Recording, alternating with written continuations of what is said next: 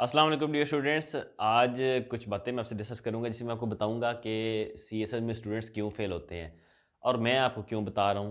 क्योंकि जब मैंने सीएसएस का पेपर दिया तो जब मेरा रिज़ल्ट आया तो फिर मुझे रियलाइज़ हुआ कि मैंने पास क्यों किया सीएसएस। और मुझे ये भी रियलाइज़ हुआ कि मेरे मार्क्स 700 प्लस कैसे आ गए। मैंने किसी एकेडमी में तो मैं गया नहीं था। तो ये चीज़ें आपको तब फ़ील होती हैं जब आपके रिज़ल्ट्स आ चुके होते हैं।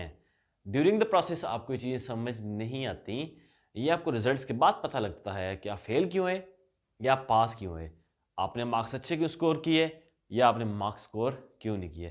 तो कुछ बातें मैं शेयर करता हूँ आपसे ताकि आप लोगों को अभी से आइडिया हो जाए कि आपने क्या-क्या करना है। पहली चीज़ इसमें सबसे पहले मैं कहूँगा फ़ेथ। अल्लाह ताला पे भरोसा रखें। एक चीज़ मैं आपको बता दूँ, अल्लाह ताला मेहनत का सिला देता है, ठीक है? मेहनत का सिला आपको मिलता है, ये बात आप ज़हन में रखें। तो आप जितनी मेहनत करेंगे और उतने आपके चांसेस ब्राइट होंगे सीएसएस में। अल्लाह ताला पे मुकम्मल यकीन रखें, वो आपको मेहनत का रिवार्ड ज़रूर देगा, लेकिन आप मेहनत करें। तो शुरू करते हैं, जो सबसे सबसे जो मेरे ख़्याल में बेसिक इश्यू है, इंग्लिश। आप एग्ज़ामिनर रिपोर्ट्स पढ़ें। मुझे इस चीज़ की समझ नहीं आती कि बच्चे एफपीएससी की एग्जामिनर रिपोर्ट्स क्यों नहीं पढ़ते। वहाँ पे कुछ चीज़ें बड़ी वाज़ेह बताई गई हैं कि आपका इंग्लिश का स्ट्रक्चर ठीक होना चाहिए, सिंटेक्स का स्ट्रक्चर ठीक होना चाहिए, आपको आपकी रेलेवेंसी होनी चाहिए, आपका जो-सा है आपका कोहेरेंसी होनी चाहिए, आपका सिंटेक्स पे आपका वर्क होना चाहिए। तो मैं जब बच्चों से ये बातें पूछता हूँ, इनमें से कोई बहुत सारे बच्चों को बातें पता नहीं होती। तो सीएसएस में आपकी इंग्लिश जो-सी है, वो देख लें आप, मेजॉरिटी जो फेल होते हैं वो इंग्लिश एसएप्रेसी में होते हैं। तो आपकी सबसे ज़्यादा वर्किंग तो इस पे होनी चाहिए एसएप्रेसी पे कि जी हम वर्किंग करें एसएप्रेसी पे। एफपीएससी को फॉलो करें, किसी को फॉलो मत करें। मुझे भी फॉलो मत करें, एफपीएससी को फॉलो करें कि वो क्या कहता है। तो एफपीएससी आपको जो बताए वो करें। तो एफपीएससी क्या कहता है ये एग्जामिनर रिपोर्ट्स में आपको पता चल जाएगा। अब तो एग्जामिनर रिपोर्ट्स देता है एफपीएससी। तो एग्जामिनर रिपोर्ट्स में उन्होंने क्लियर लिखा हुआ है कि सेंटेंस स्ट्रक्चर ठीक करें अपना। तो जो मैं पढ़ाता हूँ स्टूडेंट्स को, मैं भी उन्हें ये कहता हूँ सेंटेंस स्ट्रक्चर ठीक करें। स्टूडेंट्स तंग भी आते हैं कि इतना लेंथी प्रोसेस है सेंटेंस स्ट्रक्चर ठीक करने का, लेकिन ज़रूरत है आपकी भाई, जब तक आप ठीक नहीं करेंगे। हाँ, कुछ स्टूडेंट्स को नहीं चाहिए होता ये, क्योंकि उनका स्ट्रक्चर पहले से ही ठीक होता है, तो उनके लिए मुश्किल नहीं होता। लेकिन आप लोग इस पे वर्क ज़रूर करें। दूसरी चीज़ ये है कि अपने एसएप्रेसी चेक करवाएँ और ऐसे चेक करवाएँ कि वो एक-एक लाइन चेक होनी चाहिए। क्योंकि जब तक आप एक-एक लाइन चेक नहीं करवाएँगे या कोई नहीं करेगा आपका, तो आपको आपकी मिस्टेक्स नहीं पता चलेंगी। मिस्टेक्स जब तक पता नहीं चलेंगी तो आप जो मर्ज़ी काट लें, आपका मार्क्स कटने ही कटने हैं। तो इंग्लिश पे बहुत फ़ोकस रखें। दूसरी चीज़ है सब्जेक्ट सिलेक्शन, जी बहुत इंपॉर्टेंट है। मैंने अपना पिछला लेक्चर इस पे दिया है कि सब्जेक्ट कैसे सेलेक्ट करने हैं। तो सब्जेक्ट्स वो सेलेक्ट करें जो मार्क्स स्कोरिंग हो, और सब्जेक्ट सिलेक्शन में इस चीज़ को भी ख्याल करें कि आपका भी इंटरेस्ट हो। तो सब्जेक्ट सिलेक्शन बहुत वाइटल होती है सीएसएस में। फिर है जी बुक सिलेक्शन, जी बुक्स मेरे हिसाब में आपको फॉरेन ऑथर की बुक पढ़नी चाहिए। अच्छी बुक्स पढ़ें जिनके ऑथर्स की क्रेडिबिलिटी है। कोई भी ऐसी बुक ना उठा लें जिसके ऑथर का भी आपको नहीं पता। तो अच्छी बुक सेलेक्ट करें, क्योंकि मार्क्स आपको सिर्फ अच्छी बुक्स देंगी, ये मैं आपको बता रहा हूँ। अपनी मिस्टेक्स को आइडेंटिफाई करें, जी।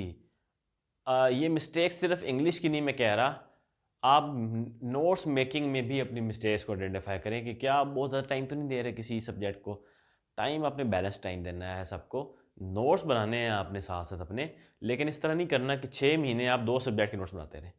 आप टाइम फिक्स करें, अपने आप को लिमिट लिमिट में लाएं कि इतने अरसे में मैंने इस सब्जेक्ट के नोट्स बना लेने हैं। बहुत ज़्यादा बुक्स पढ़ने का भी फ़ायदा नहीं होता।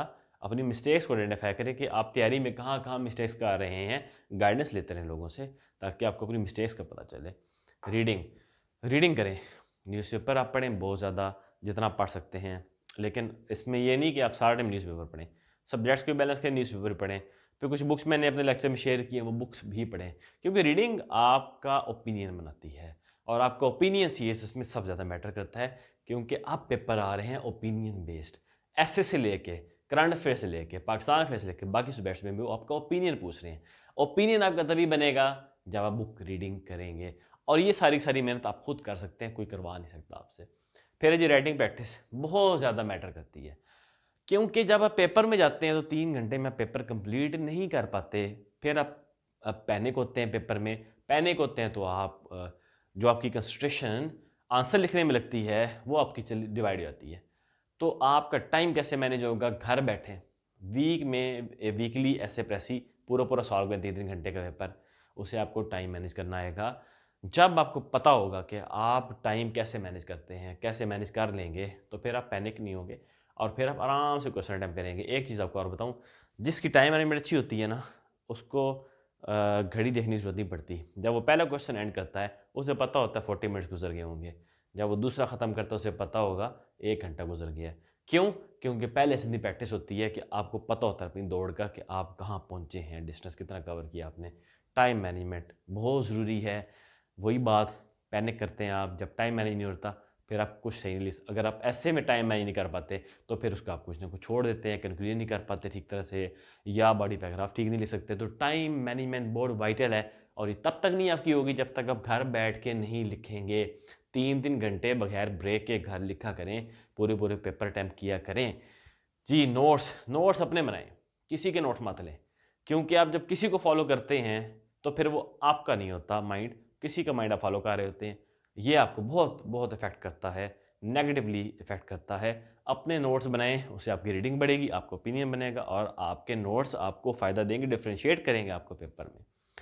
ऐसे और प्रेसी की प्रैक्टिस दोबारा रिपीट इसलिए कर दी बात ये, क्योंकि ये बहुत वाइटल है, क्योंकि फेलियर सबसे ज़्यादा ऐसे और प्रेसी में होता है।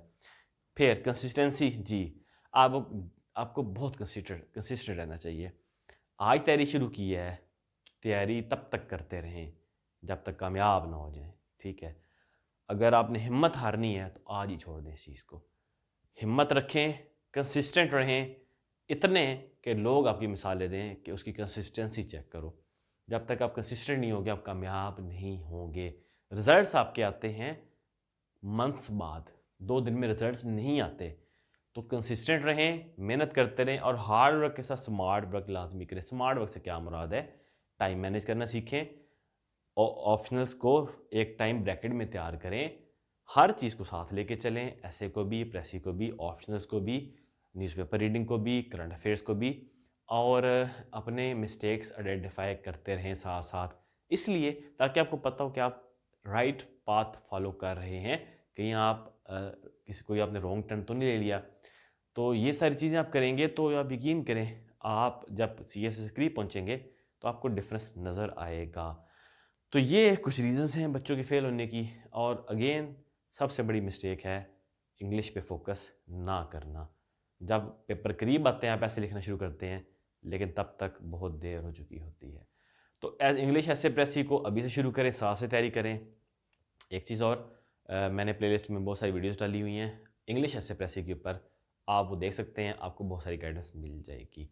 तो देखते रहें क्योंकि बहुत सारी वीडियोस पाइपलाइन में हैं। Thank you so much.